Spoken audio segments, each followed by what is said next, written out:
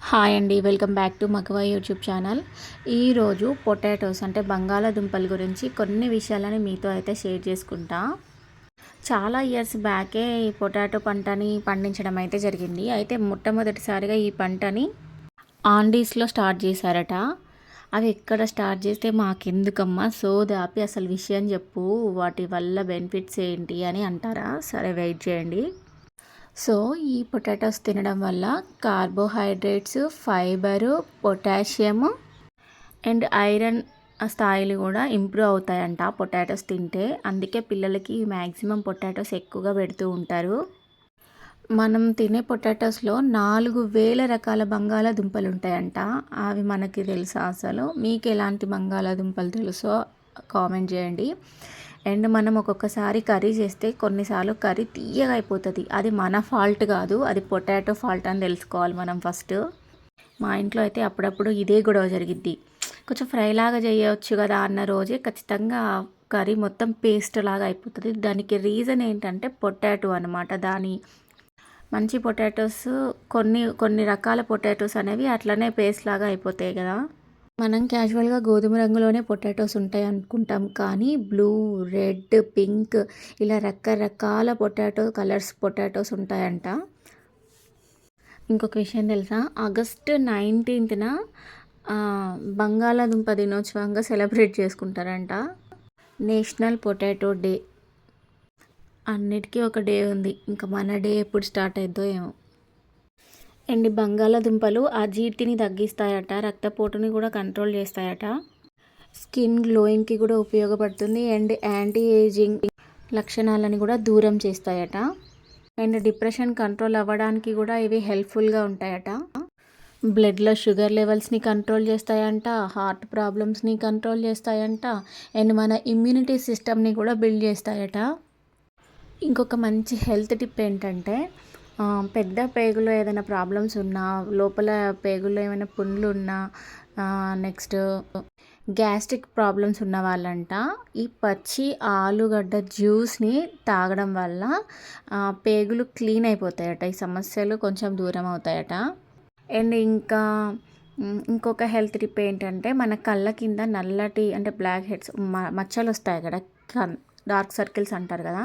So ఇలాంటివి పోవాలంటే కూడా పొటాటోస్ కట్ చేసి దాన్ని స్క్రబ్ చేస్తుంటే ఐస్ కింద, సో అది కూడా పోతుందంట, క్లీన్ అవుతుందంట, ఫేస్ గ్లో కూడా వస్తుందంట. ఇప్పుడు కొత్తగా ఇంకొక విషయం చెప్తున్నారు కదా, ఆనియన్స్ అండ్ పొటాటోస్ సేమ్ ట్రాక్లో పెట్టకూడదు అని చెప్తున్నారు. మామూలుగా మనం ఫ్రిడ్జ్ ట్రేలో ఏం చేస్తాం, కింద ఆనియన్స్ ట్రేలోనే పొటాటోస్ ఫ్రిడ్జ్లో పెట్టకూడదు కాబట్టి ఆనియన్స్ ట్రేలో పెడతాము. బట్ అది హార్మ్ఫుల్ అవుతాయి పొటాటోస్, అలాంటి పొటాటోస్ తినడం వల్ల అని చెప్తున్నారు. మేబీ నిజమై ఉండొచ్చు. ఇంకొక విషయం ఏంటంటే, అసలు మొలకెత్తిన ఆలుగడ్డలని ప్రెగ్నెన్సీతో ఉన్న లేడీస్ అస్సలు తినకూడదంట. దానివల్ల పుట్టబోయే బేబీకి కూడా హెల్త్ ప్రాబ్లమ్స్ వస్తుందంట. ఆల్కలైన్ అనేది ఎక్కువగా ఫామ్ అవుతుందంట అలాంటి పొటాటోస్లో. మొలకెత్తిన ఆలుగడ్డలలో సోలైన్ అండ్ గ్లైకోలైన్ అనే 2 హార్మ్ఫుల్ కెమికల్స్ అనేవి ఎక్కువగా ఉత్పత్తి అవుతాయట. సో మ్యాక్సిమం అలాంటి పొటాటోస్ని అవాయిడ్ చేయడానికి ట్రై చేయండి. ఇది మాత్రం బాగా చెప్తున్నారు, ఈ విషయం మాత్రం. మొలకెత్తిన పొటాటోస్ని మాత్రం అస్సలు తినకూడదని. అది కూడా నిజమే కదా, సంవత్సరాల తరబడి కట్ చేసిన తర్వాత అంటే భూమి నుంచి తీసిన తర్వాత షాప్స్లో ఎన్నో డేస్ ఉంటాయి ఆ పొటాటోస్. వాటిని మళ్ళీ మనం తీసుకొచ్చి ఇంకో కొన్ని నెలలు ఉంచి వాటిని వండుకొని తినడం కంటే అవసరం ఉన్నప్పుడు తెప్పించుకొని ఫ్రెష్గా కుక్ చేసుకొని తింటే బెటర్ అనిపిస్తుంది నాకైతే. మీరు స్టోర్ చేయాల్సిన అవసరం లేదు, ఆల్రెడీ వాళ్ళు స్టోర్ చేసే ఉంచుతారు కాబట్టి మనం ఏ వెజిటేబుల్స్ అయినా తేగానే కుక్ చేసుకోవడానికి ట్రై చేస్తే బాగుంటుంది. అండ్ ఇంకొక ముఖ్య విషయం ఏంటంటే, ఆలుగడ్డలు ఎక్కువ సూర్యరశ్మికి ఉండడం వల్ల గ్రీన్ కలర్కి వస్తాయట. అలాంటి పొటాటోస్ని ఆల్కలైన్ శాతం ఎక్కువ ఉంటుందంట. మ్యాక్సిమం అవి అసలు అవాయిడ్ చేయడమే చాలా బెటర్. గ్రీన్ కలర్ పొటాటోస్ని అవాయిడ్ చేయండి. అండ్ మీలో ఎంతమంది బాయిల్ చేసిన పొటాటో పీసెస్ తింటూనే ఉంటారు ఎన్నైనా ఆపకుండా? కామెంట్ చేయండి. చిన్నప్పుడు నేనైతే మా మమ్మీ ఇలాగే పొటాటో బాయిల్ చేసి కర్రీ చేసేది మా కోసం. మాకు ఇలా చేస్తే చాలా నచ్చుతుంది. అప్పుడు ఎన్ని పీసెస్ తినేవాళ్ళానంటే కర్రీ సరిపోదని మా మమ్మీ అరుస్తున్నా సరే నేను చిన్నగా మా మమ్మీ అటు చూడగానే తీసేసుకొని తినేదాన్ని.